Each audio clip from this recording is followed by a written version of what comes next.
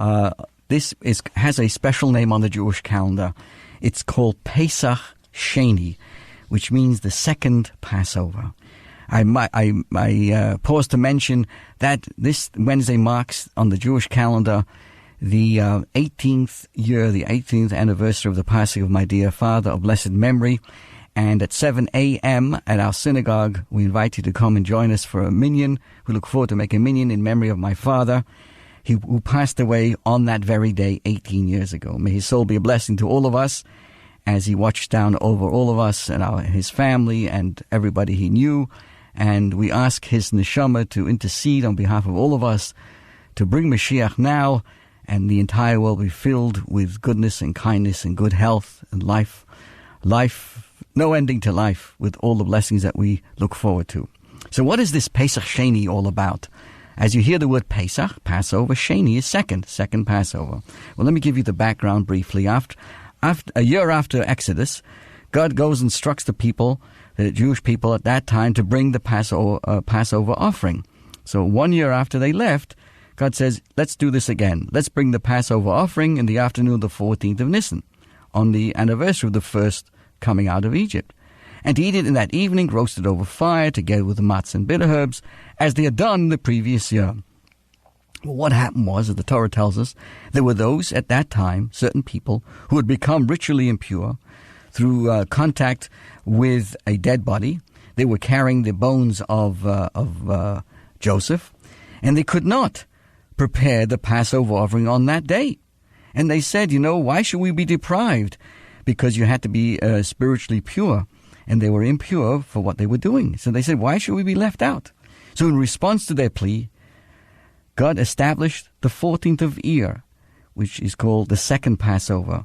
So for anyone who wasn't able to bring the Passover offering at its appointed time, now they could bring in the previous month, would have a second chance a month later. So that day represents the second chance achieved by Teshuvah. In a deeper sense, it's more than just simply what happened then, but today, the previous Lubavitcher Rebbe would often say that this lesson, this particular holiday, reminds us that we all are given second chances in life.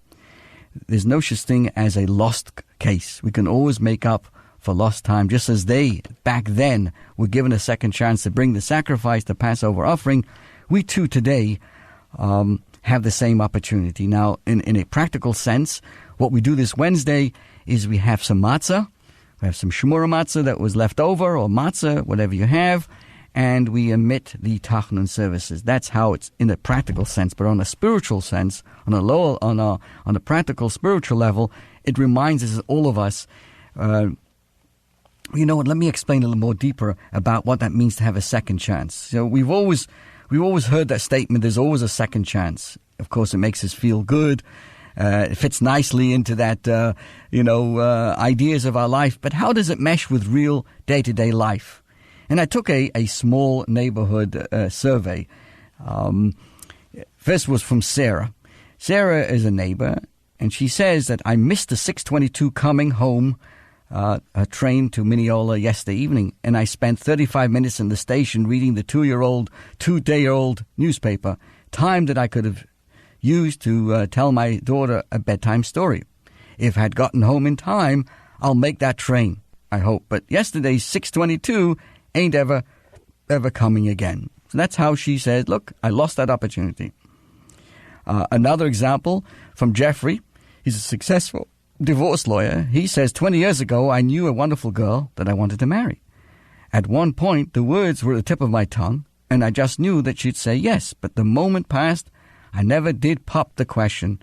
I have no regrets. I'm happily married today, but that moment will never come back.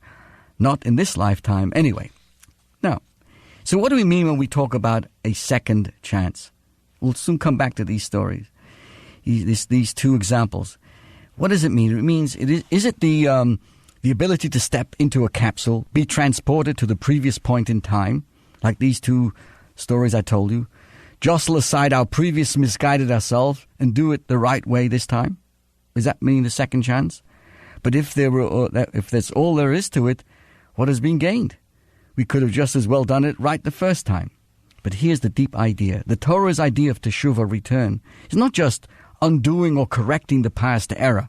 Rather, teshuvah is about transforming the past. It means reaching back to change the significance and consequences of what happened so that the end result is better than that would have been if it had not occurred. So let's visit these two examples. Sarah says, if I'm honest about it, the truth is that even if I were to make that train, I would have sat and read through the bedtime story as quickly as I could, just because I'd promised my daughter that I would.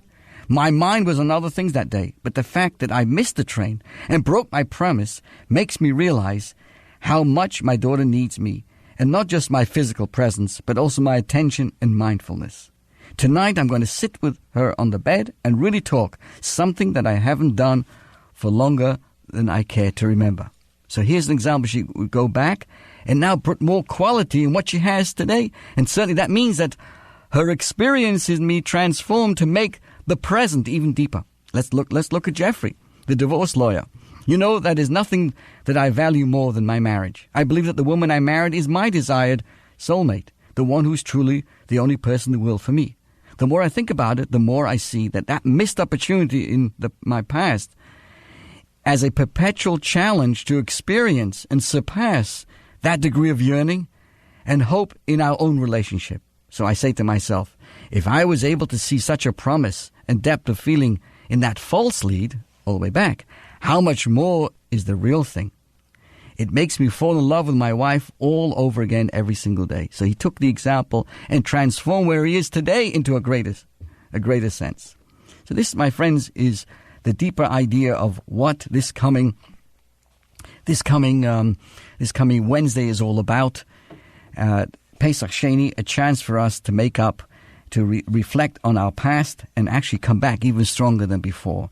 I share this thought because my father of blessed memory passed away on this very day 18 years ago, and he took very seriously the second chance he was given. What do I mean by the second chance? Well, as you know, he was a Holocaust survivor, and he was taken at the age of 17. He was brought to Auschwitz. Dr. Mengele, the infamous doctor, chose him. He ended up going to Dora, which was a missiles camp, and there he was part of the slave labor groups. And Baruch Hashem, he survived.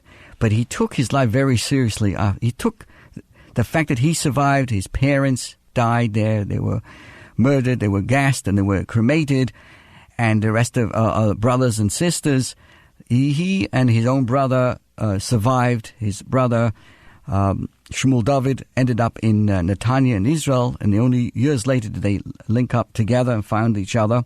But my father took the second chance that he was given by Hashem to live, to survive, to continue his learning, his great passion for Torah learning and in depth of learning, and to build a family and marry my mother. And we are blessed to be on this world thanks to him and my dear mother, Tzalanga Yoram. And he certainly taught me and our family the importance of the second chance, of making every day, every single day count. Allow me in the final moments of our program to share with you something interesting. As you may know, I originally was born in London, England, and I was speaking to Michael Soshnick about the Queen of England and the recent announcement of Prince Philip, the husband of Britain's Queen Elizabeth, who announced that he's retiring from royal duties.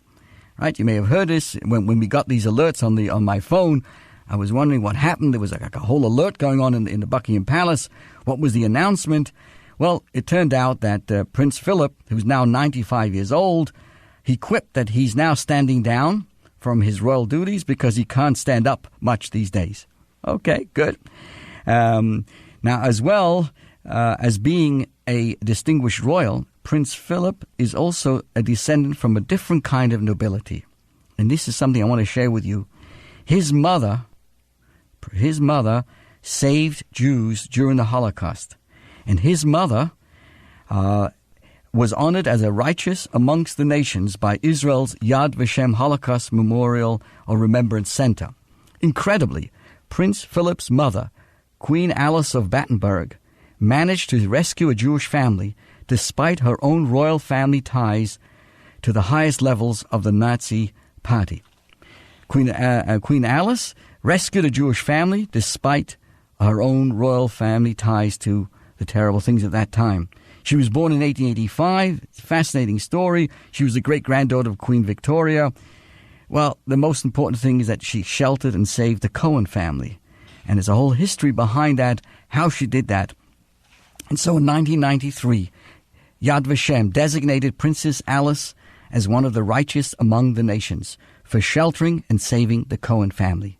Even though the British royal family have never made an official state visit to the Jewish homeland, Prince Philip, who just retired from public life, along with his sister Margarita, they did travel to Israel for a ceremony honoring their mother.